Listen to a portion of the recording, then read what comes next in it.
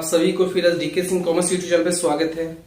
Previous class में मैंने आपको बता दिया था कॉस्ट शीट का जो मतलब कॉस्ट शीट विद प्रॉफिट का मैंने बता दिया था, ठीक है। फॉर्मेट मैंने बता दिया, बच्चों को समझ में भी आएगा। मैंने बोला था लास्ट वीडियो में मैं नेक्स्ट वीडियो में आपको जो मैं बताऊंगा cost sheet with profit statement of profit के साथ मैं बताऊंगा, तो वही मैं एक वीडियो लिख दिया और वीडियो मतलब बोर्ड पे मैंने पहले से ऑलरेडी उसको नोट करके रख दिया है जो तो समय के आवश्यक हो, ठीक है। तो प्लीज जो छात्र नए हैं मेरे चैनल को सब्सक्राइब नहीं किए तो उसे सब्सक्राइब कर लीजिए। आप वीडियो अच्छा लगे तो उसे लाइक और दोस्तों के साथ शेयर जरूर कीजिए, ठीक है। और वीडियो को अंत तक देखिए, स्किप करके देखिएगा तो समझ में बिल्कुल मत नहीं आएगा, ठीक है। प्लीज लास्ट तक अंत तक देखिए वीडियो तो ही समझ में आएगा।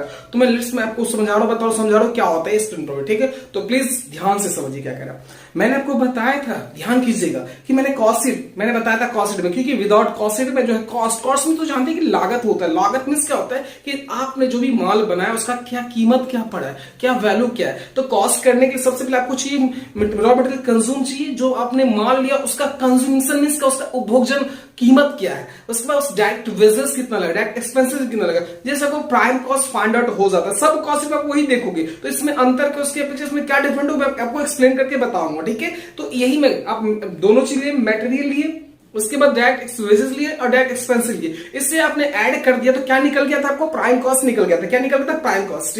इसके बाद आप देख रहे थे क्या रहा था उसमें आप ऐड कर रहे थे फैक्ट्री ओवरहेड मींस जो भी एक्सपेंसिव फैक्ट्री में हो रहा था, कहां हो रहा था फैक्ट्री में, तो आप उसमें ऐड कर रहे थे फैक्ट्री एक्सपेंस ओवरहेड। तो फैक्ट्री ओवरहेड ऐड कर लेने के बाद फैक्ट्री में जो भी एक्सपेंसेस होते थे, जैसे प्रोडक्टिव वेजेस यहां आ गया था प्राइम कॉस्ट में, यहां अनप्रोडक्टिव वेजेस आ जाएगा। अनप्रोडक्टिव में फैक्ट्री में होता है, फैक्ट्री में रेंट, फैक्ट्री ऑफ रेंट होते हैं, डिप्रिसिएशन प्लांट वगैरह सब होते हैं, तो ये सब फैक्ट्री में आ गया। तो फैक्ट्री का जो भी एक्सपेंसेस होगा फैक्ट्री ओवरहेड कहलाएगा। क्या कहलाएगा फैक्ट्री ओवरहेड। और फैक्ट्री ओवरहेड जब आप ऐड कर दीजिएगा, किसमें ऐड करोगे आप, किसमें करोगे ऐड, तो पीसी में। पीसी मींस होता है प्राइम कॉस्ट, पर्सनल कंप्यूटर नहीं होता है, प्राइम कॉस्ट होता है पीसी बोले तो प्राइम कॉस्ट में जो आप ऐड करोगे फैक्ट्री ओवरहेड तो फाइंड आउट होगा, वर्क कॉस्ट या फैक्ट्री कॉस्ट फाइंड आउट हो जाएगा। तो मैंने आपको प्रीवियस क्लास में इसके बारे में एक्सप्लेनेशन करके दिया था, फिर भी आप यार आपको बार बार सुनते सुनते आपको ये हमेशा you always remember in your mind.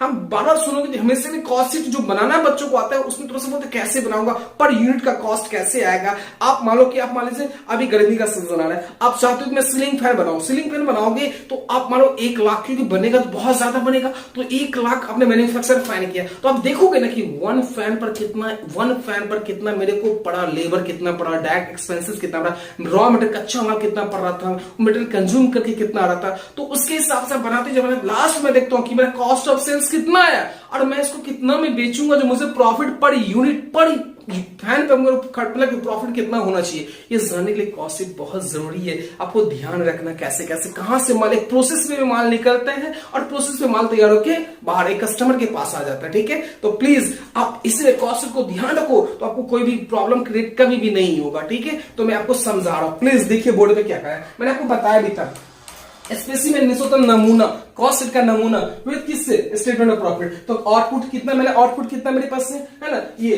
तो कॉस्ट शीट 4 कौन से साल का बना रहे हो आपको देखना पड़ेगा। रॉ मटेरियल देख लीजिए मैंने बताया था क्या आएगा, रॉ मटेरियल कंज्यूम ये आ गया, दीदी रॉ मटेरियल ये टोटल कॉस्ट है, एक ही यूनिट का कितना आएगा, एक यूनिट का कितना। जैसे मान लो कि आपके पास 1 लाख है, ध्यान दीजिएगा आपने तैयार किया था 1000 फैन, कितना तैयार किया था 1000 फैन तैयार किया था, तो 1000 से आप डिवाइड दे दीजिए तो आपका 1 यूनिट फैन का कॉस्ट कितना निकल गया 100 रुपीज निकल गया। तो कॉस्ट पर इसमें आप डालते जाओ, आपको प्रॉब्लम क्रिएट नहीं है। लास्ट में इससे क्या फायदा को पता चलेगा कि 1 फैन का कितना कॉस्ट पर पैसों निकल जाएगा। इसमें हमने डायरेक्ट लेबर एक्सपेंसेस ऐड कर दिया, लेबर ऐड कर दिया और एक्सपेंसेस क्या तो प्राइम कॉस्ट आ गया, देखिए प्राइम कॉस्ट, ठीक।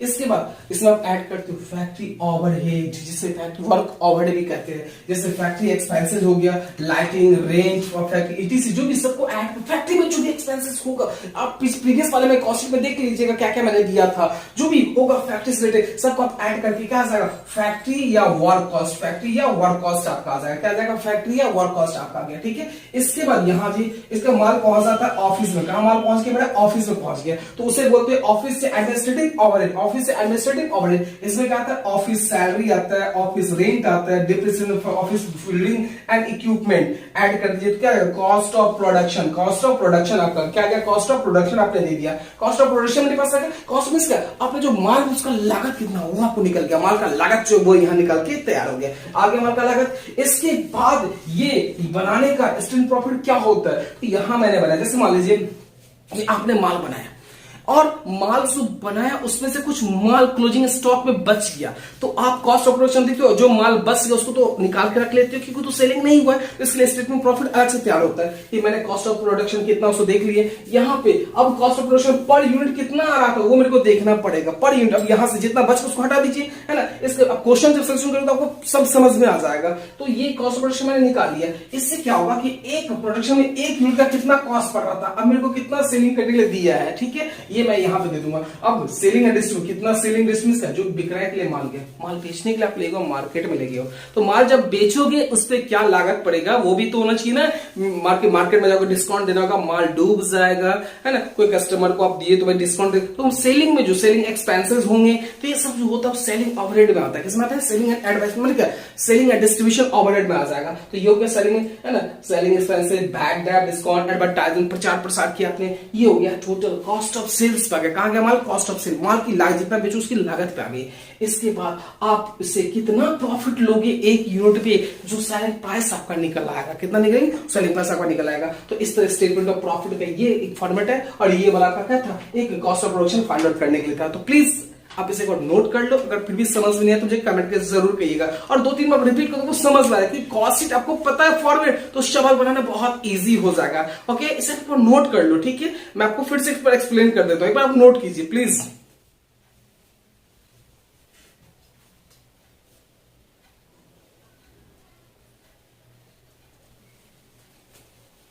तो नोट कर लिए आप, ठीक है। तो इसका स्क्रीनशॉट भी ले सकते हैं, या जो छात्र मतलब इसका स्क्रीनशॉट में लेकर, हो सकता है कि आपको दिक्कत हो तो मैं एक टेलीग्राम चैनल भी बना रखा, डीके सिंह कॉमर्स करके, टेलीग्राम पे जाओगे वहां से भी आपको ये मिल जाएगा, ठीक है। इसका एक स्क्रीन फोटो खींच के मैं वहां भी डाल दूंगा, ठीक है, जो आपको प्रॉब्लम क्रिएट नहीं हो। ओके, तो अब आप सबको समझ में आ ही गया होगा, ठीक है। और इसमें मैं क्या करूंगा, होस्ट नेक्स्ट में क्या करूंगा, छोटा सा क्वेश्चन, शॉर्ट टास्क क्वेश्चन लेके देखूंगा कॉस्ट शीट का। जो कॉस्ट शीट फिर से मैं एक बच्चे ने फिर से बोले कॉस्ट शीट का एक और सवाल थोड़ा सा दे दीजिए जो एक न्यूमेरिकल टाइप का हो, जो समझ में आ जाएगी क्या होता है, क्योंकि थोड़ा सा मैथमेटिकल है, थोड़ा सा आपको यूज करना होगा कैसे बनता है, ठीक है। तो प्लीज आप थोड़ा सा कंसिडर करके देखोगे तो समझ में आएगा। लेकिन प्लीज सारा वीडियो देखिए, कि वीडियो देखने से आपको कोई नुकसान तो होगा नहीं, है ना। इसलिए प्लीज वीडियो को, जो वीडियो मैं डालता हूँ प्लीज आप देखिए, क्योंकि आपकी काम की चीजें है ना, इसलिए प्लीज सारा वीडियो देखिए, है ना। और अच्छा लगे तो अपने दोस्तों के साथ शेयर भी कर दीजिए, ठीक है, जो उनको भी कुछ ना कुछ फायदा हो जाएगा, ठीक है। तो प्लीज आप लोग थोड़ा हेल्प करो तो मैं भी थोड़ा सा कॉन्फिडेंस लेवल थोड़ा सा बढ़ेगा, लगे कि आप लोगों को समझ में आ रहा है, ठीक। तो मैं नेक्स्ट वीडियो में फिर आप लोगों के सामने आता हूं और क्वेश्चन लेके दिखाऊंगा कि सॉल्यूशन कैसे होता है। ओके, तो आज के लिए बस इतना ही। ओके,